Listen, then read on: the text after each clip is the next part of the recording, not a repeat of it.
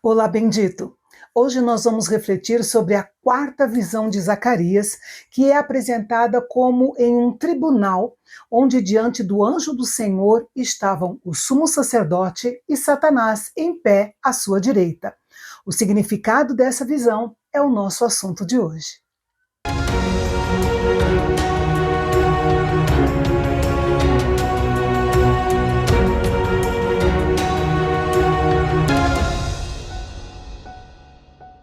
É importante pontuar aqui que o povo de Judá estava vivendo em um profundo vale espiritual. A maioria das pessoas havia nascido na Babilônia, onde não havia muita instrução nem exemplos religiosos para nutrir sua adoração a Yahvé. E agora que estavam em sua própria terra, as circunstâncias eram uma grande provação e um desafio para a sua fé. Esse capítulo se concentra na pessoa de Josué, que era o sumo sacerdote naquela época e, portanto, o representante espiritual do povo. Zacarias viu Josué na presença do anjo do Senhor, vestido com roupas sujas, imundas. A palavra traduzida como imundas é a expressão mais forte na língua hebraica para a imundície do tipo mais vil e repugnante. A expressão em pé diante de tem a ideia de serviço sacerdotal, ou seja, Josué estava na presença de Deus como sacerdote ministrante. Satanás também estava presente, em pé à direita de Josué. Ele deve ter apontado para aquelas roupas imundas e declarado que Josué não era apto para estar diante do Senhor no ofício sacerdotal. Esse é o caráter dele, sempre se levantando contra os servos de Deus para acusá-los. É importante que se diga que a ênfase dessa visão não é sobre o pecado de Josué como indivíduo, mas sim sobre o pecado da nação de Judá em sua coletividade. O anjo do Senhor, agindo em nome do próprio Deus, silenciou o acusador. Isso demonstra a autoridade divina sobre Satanás e a defesa graciosa de Deus em favor do seu povo. Essa repreensão não se baseou nos méritos de Josué, mas na escolha e na misericórdia de Deus por Jerusalém e por seu povo. O arcanjo Miguel usou a mesma frase na batalha contra Satanás. E isso nos ensina que devemos lutar nossas batalhas espirituais sempre na autoridade do Senhor. Assim, lutamos a partir de uma posição de vitória mais do que pela vitória em si. Deus permite que Satanás ataque e assedie o seu povo, mas ele sempre regula rigorosamente o que Satanás pode ou não fazer. Com a frase "O Senhor que escolheu Jerusalém te repreenda", Deus reforçou a importância de Jerusalém aos seus olhos como uma terra santa. Deus provou sua graça demonstrada ao seu povo ao resgatá-lo do cativeiro da Babilônia. De fato, os judeus eram como um tição tirado do fogo. A resposta de Deus à acusação de Satanás foi dizer aos anjos que estavam diante dele: tirem as roupas sujas que ele está usando. É nisso que consiste o perdão. Mas a graça de Deus foi além do perdão e vestiu Josué com roupas finas, roupas de justiça. A ideia de ser vestido por Deus em justiça vai de Gênesis a Apocalipse.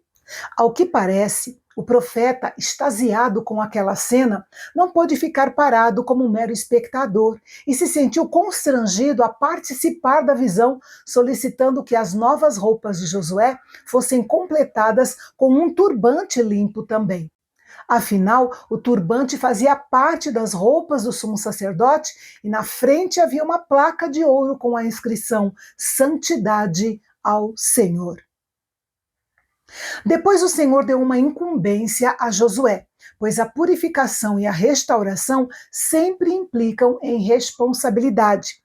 A continuidade do seu ministério sacerdotal dependia da sua fidelidade ao Senhor e à sua palavra. O Senhor prometeu a Josué o livre acesso entre os que estavam ali. De uma maneira altamente figurativa, Deus falava de uma aproximação livre e irrestrita diante do seu trono, como os anjos que estão diante da sua face.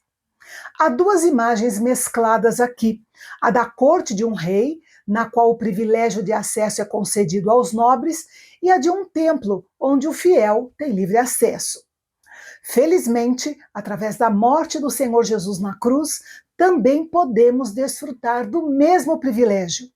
Portanto, aproximemo-nos do trono da graça com confiança, a fim de recebermos misericórdia e encontrarmos graça para a ajuda em momento oportuno. Nos versículos 8 a 10, encontramos uma proclamação extraordinária feita ao sumo sacerdote Josué e aos seus sacerdotes, voltada para Jesus Cristo, em duas imagens diferentes: o renovo e a pedra. O termo renovo é uma imagem do Messias encontrada com frequência nos profetas. Há um paralelo interessante entre esse termo renovo e os quatro aspectos da pessoa de Cristo, conforme ela é vista nos quatro evangelhos. O renovo justo de Davi e Mateus, o evangelho do rei. O meu servo, o renovo, e Marcos, o evangelho do servo. O homem cujo nome é renovo, e Lucas, o evangelho do filho do homem. E o renovo do Senhor, e João, o evangelho do filho de Deus. A outra imagem usada por Deus é a pedra. Essa é outra imagem do Messias encontrada com frequência nas Escrituras, revelando vários aspectos do seu ministério. Em sua primeira vinda, Jesus foi uma pedra de tropeço para Israel, que o rejeitou, mas se tornou a pedra fundamental para a sua igreja.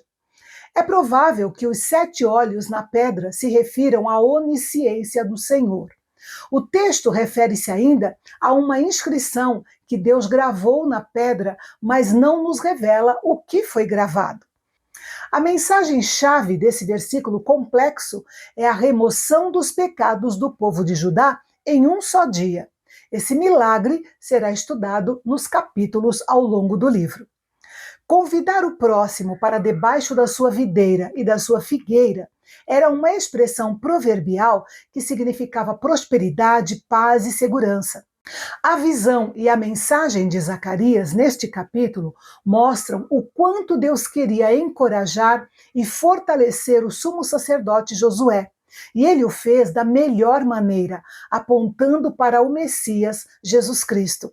Ele é sempre o nosso melhor encorajamento. E a próxima visão de Zacarias foi voltada para Zorobabel, o governador responsável por administrar os assuntos públicos do povo de Judá. Mas esse é um assunto para o nosso encontro de amanhã, aqui no canal Bendito, o canal de Fala Fácil, onde a teologia é para todos.